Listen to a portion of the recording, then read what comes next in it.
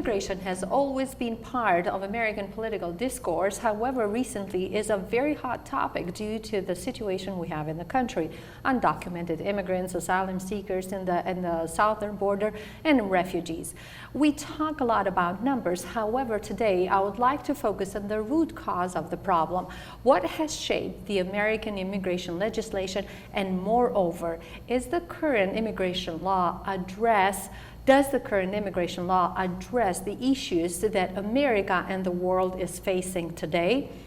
Dr. Danielle Battisti is an associate professor of history at the University of Nebraska at Omaha and book author of Who We Shall Welcome, Italian Americans and Immigration Reforms in 1945 to 1965.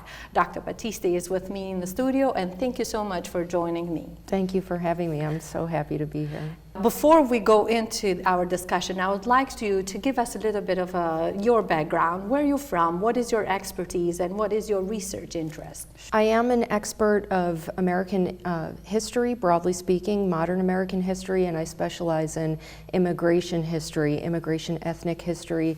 I regularly teach topics on that subject, sort of from the colonial period to the present day, and I have a particular expertise in American law and policy. It's sort of one of the dynamic discussion points in the field right now. As you indicated, it's a hot topic political discussion, and understanding the history of laws and policies is really important to all of us today. So I'll regularly teach undergraduate and graduate level courses on that at UNO, and certainly my own research engages with law and policy as well. So you mentioned my first book. It takes a look at the processes of immigration reform in the United States in the 20th century. So you may be aware, your viewers may be aware, that the United States at a certain point used to govern who comes to this country based on one's racial or national origins. That was sort of the policy that was enacted gradually until about it sort of came to fruition in 1924 with the passage of the National Origins Act. We overturned those policies in 1965, sort of at the height of the civil rights moment, this moment where the nation is talking about racial equality, the true meaning of American democracy in the middle of the Cold War, and ethnic Americans like Italian Americans, Jewish Americans, Japanese Americans were instrumental in lobbying for this kind of change. So I take a look at the reasons why certain ethnic groups fought for racial equality or an immigration system that was not based on one's national origin, but instead principles of family reunification, skilled employment, even refugee admissions. All right, Yeah. Then you are the right person to tell me the answer to my question. What shapes the immigration legislation? And while reading your book, a great book, by the way, and there is a quote that I would like to use to start our conversation because it was striking.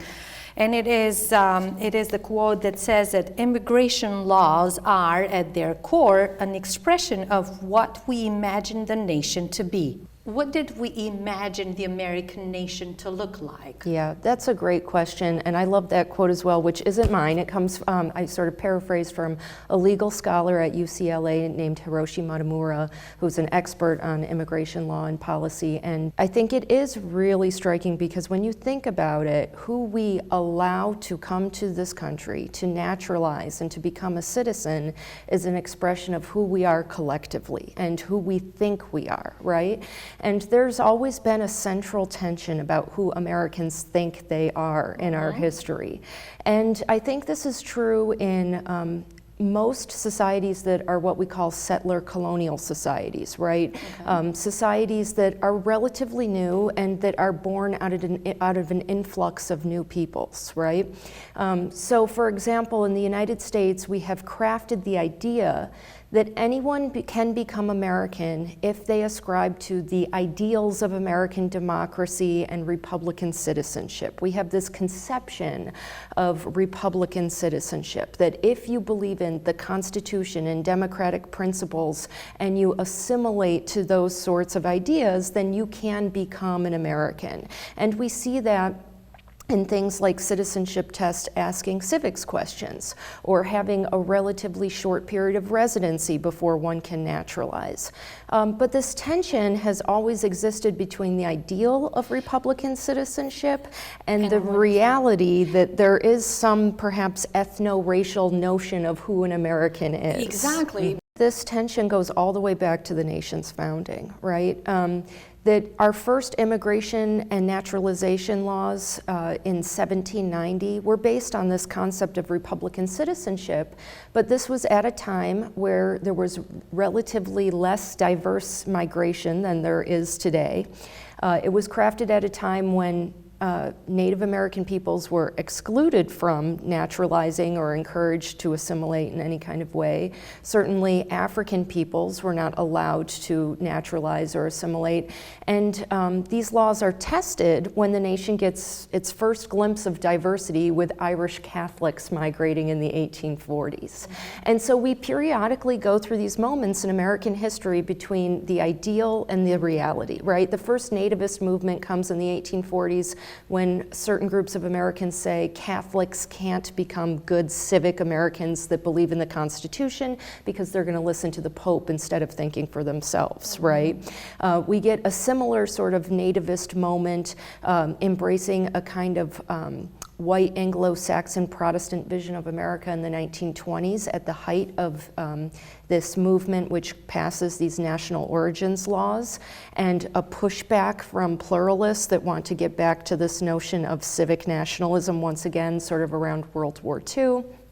And we're in the middle of one of these struggles today, yes, where we continue to think about, can the United States be a diverse nation that accepts various groups of peoples so long as they ascribe to the political and social ideals of the nation? Does the United States have the potential to host all these people? I think that there's definitely the potential, and we have definitely seen the nation's capacity to do that historically. All right. But I think that, historians usually have the luxury of not predicting the future, but if we look back in the past, there are these moments of tension where we see that this ideal is never perfectly executed, and the tension never sort of goes away between what we ascribe to be and what we actually are, okay. And I think if we take a look at American democracy, it has really only been a truly multiracial democracy since perhaps 1965, okay, right? Mm-hmm. And so I think that there's an argument to be made that there's a learning curve that, we have to think about, that the nation hasn't lived up to those ideals, and we're in one of these moments where we're fighting for that once again. Right now. Okay, well, we'll go back to the discussion of today's situation, but I have a question in general, and this is more theoretical. When it comes to immigration law, what determines the content? Is it the world order, or is what's happening within the United States? Basically, foreign policy versus domestic policy. What is more important? Or both of them shape the law? Definitely. Immigration laws and policies in any nation are shaped by both domestic and foreign policy concerns. So when, for example, Donald Trump says, build that wall, he's not just sort of speaking to domestic nativism or anxieties about undocumented migration from the southern border. He is sending a message to Mexico about the relationship that the United States projects with the Mexican state, right? When the United States banned immigration from China in 1882, this was a reflection of American foreign policy with a very weak state at that point, and the fact that we didn't do a similar sort of thing with Japan when there were similar domestic concerns about Asian immigration means that Japan had a stronger diplomatic presence than China. Or if you take a look at the Cold War, right? Yes. The Cold War fundamentally shaped American refugee laws in the 20th century. Is the American immigration law adequate to address the real world problems right now? Let's talk about the foreign policy. Yeah. And I would like to focus in this part of conversation, the asylum and refugee status, if possible. Mm-hmm. So this is perhaps one of the biggest global concerns at the moment. When I last checked, and this statistic is probably a few years old, the UN was recording 68 million displaced peoples around the world, whether they're refugees or internally displaced or some other gradation. Yeah, right now we're at about 80 million. Oh yeah, I'm sure it has grown since. Yeah. And that is the highest number that we have on record. And as you know, anyone who follows the news knows, these are destabilizing effects creating global crises. And if the United States wants to be a world leader that can shape sort of what's happening in the Middle East, and with American allies in NATO who are feeling the effects of, say, Syrian migration in their home states, then American refugee law is not doing that at this present time, right? Okay. Neither is its asylum law when it comes to migration crises closer to home, say in Central America, right? Which are stemming from a number of issues, including climate change, weak or failing states, corrupt states, economic dislocations, and we don't really see that that's effective at this moment either. Yeah, when witnessing what we're witnessing right now, the question that comes to me is that those immigration laws, especially asylum laws and asylum and refugees laws, was a production of a different world order. Yeah. We're talking about wars, we're talking about World War II.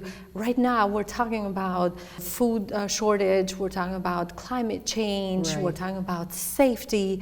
We're talking more about economic reasons than political reasons. Yes, although there's a great deal of overlap. So as you indicated, this sort of world order that we even think about the concept of refugee is really a byproduct of the First and Second World War, right? If we think about displacements that came out of the Ottoman Empire in the First World War, the international community really starts thinking about displaced persons and refugees.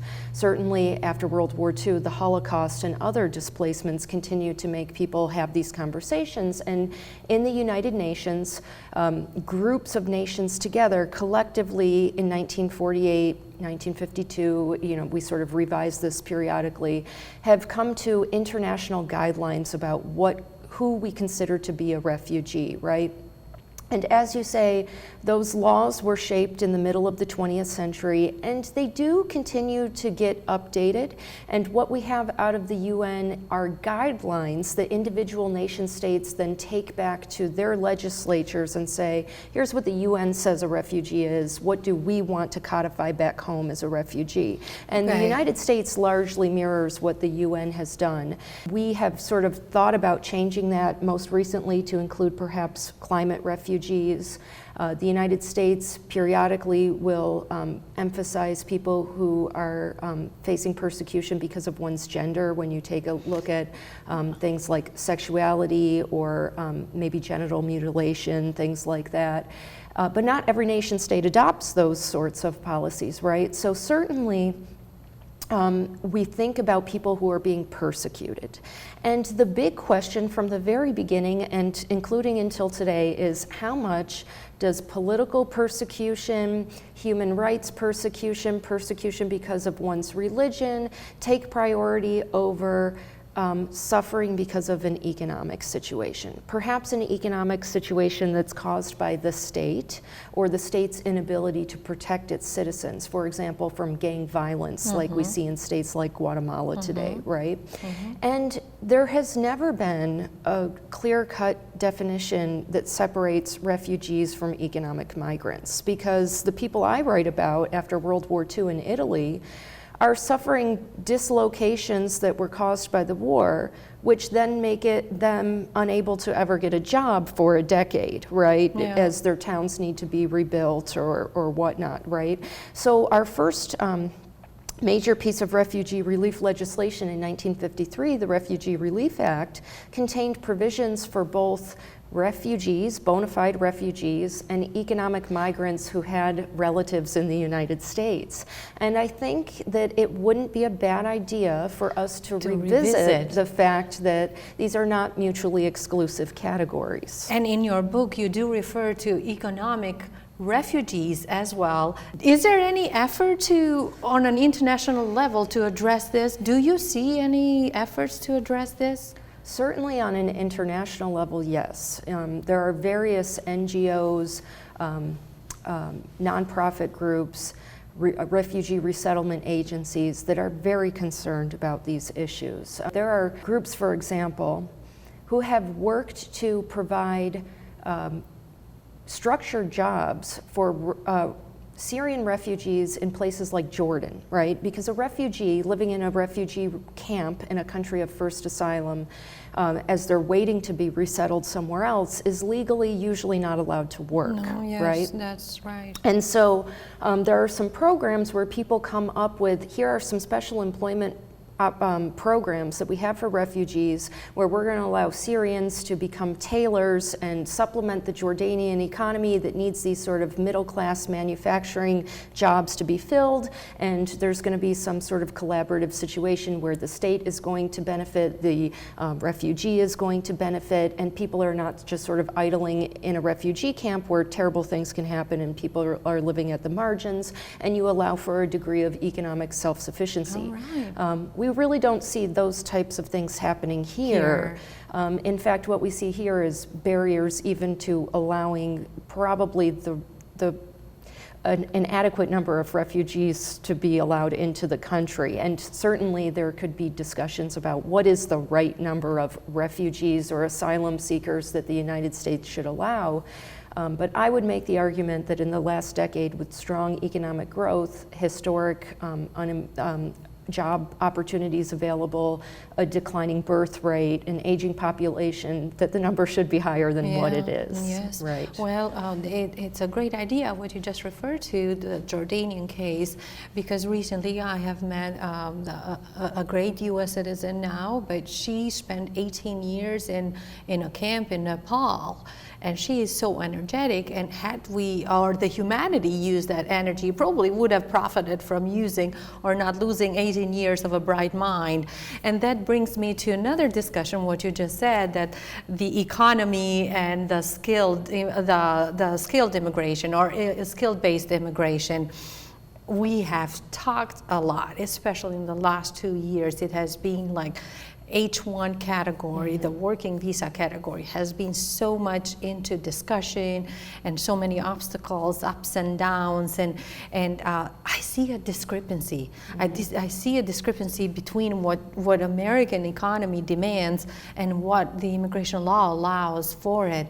What is your opinion? How can we solve this? Yeah.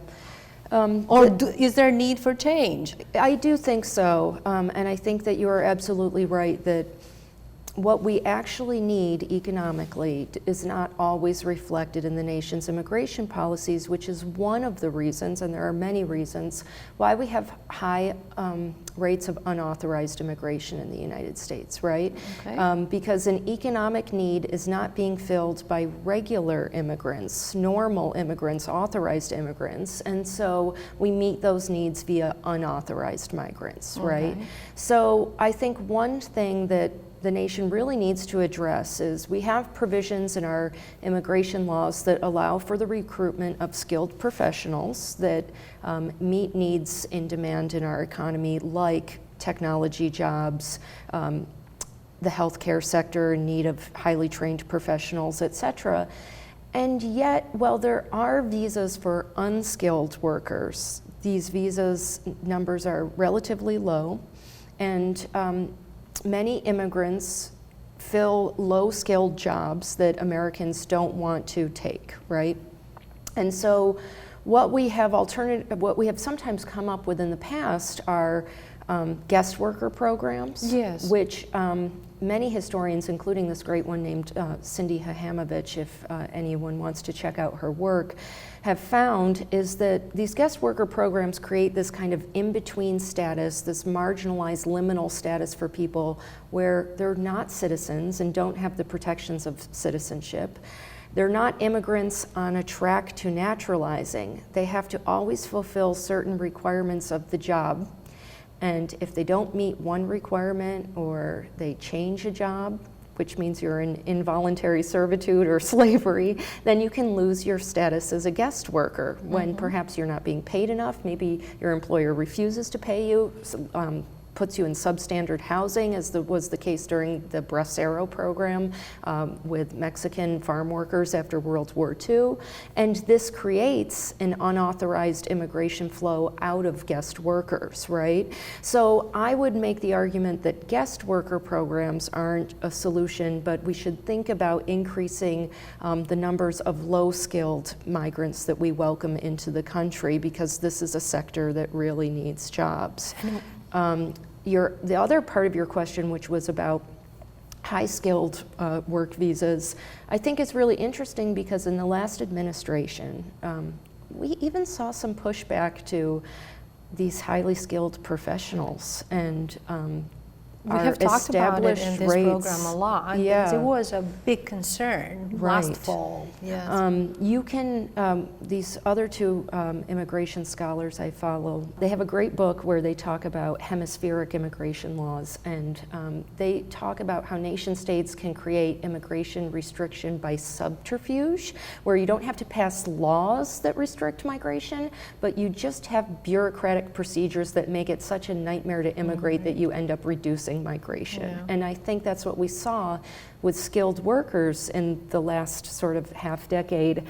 And the whole climate that's not welcoming toward new skills and migrants, particularly from diverse regions of the world, decreases this migration as well, and I don't think that serves economic growth or the needs of the economy either. And that has been something that I wanted to discuss with you in this conversation, Dr. Battisti, because to me, America has fought so hard to be the leader of the world, a strong economy, able to absorb men and brain power. Yet I see this resistance of claiming that status. Lots of discussion about Buy American, Made American, Buy American, and that's okay to some extent. However, why do we stress so much on immigrants taking the jobs away, especially construction, manufacturing, when in fact the top or the strongest industries in the United States are healthcare and technology? Obviously, you need education, you need high-skilled education. Why do we have those obstacles? Yeah, that's the $64,000 question in my mind. Okay. But I will say that we do see patterns in American nativism historically. This first wave of anti-immigrant sentiment that comes against Irish low-skilled workers who are Catholic, so there's an ethno-racial element to it, comes in the 1840s in the middle of what we call the market revolution, this great time of economic change in the country, where people are moving from established communities in rural places where you know everyone, and you go to the big city and you don't know everyone, and the economy's different and society's different, and rather than understand these major large-scale changes around you, it's much easier for the human brain to say, well, things aren't working out for me because those people that don't sound like me, look like me, go to the same church as me are the problem, right? And we see that again in the middle of the Industrial Revolution at the turn of the century, when Southern and Eastern Europeans are remaking the face of the nation. And we see that now as the United States is going through a post-industrial change, as globalization is changing the dynamic. And there are ethno-racial components to this as well, but I think, you know, I don't know, but I think that these moments of major economic and social change are so difficult for us to grapple with, but it is much easier to say that person who doesn't sound like me, look like me, think like me is the actual problem. That brings me to the discussion of today's situation. We've talked about the roots and how to approach the issue, but it's not a fun situation to witness. The southern border, the pictures and the images that come from there are very disturbing. What does history suggest? How can we solve? Because it's not the first time that America is witnessing this situation. Why does the number keep continuing to increase, and, how can we solve this? Okay. So let's talk about why we see so many displaced peoples, refugees, et cetera, on the move today. We have seen in the last, let's say 20 years or so, maybe a little bit longer, a relatively destabilized world. As terrible as the Cold War was, and as destabilizing as it was in certain areas of the world at certain points in time, it did create a sort of world order, a set of norms and boundaries in which people sort of understand how they could move in between and sort of manipulate, right? And with the end of the Cold War, that breaks down. We have, since the end of the Cold War, witnessed a destabilized world in which American sort of commitment to playing that role of international police keeper has ebbed and flowed. And it certainly has ebbed in large part since 9/11, right? I think Americans have really reconsidered what the United States role in the world should be. So there's a great deal of internal instability in nation states around the world ever since the end of the Cold War. There's increased interstate conflict.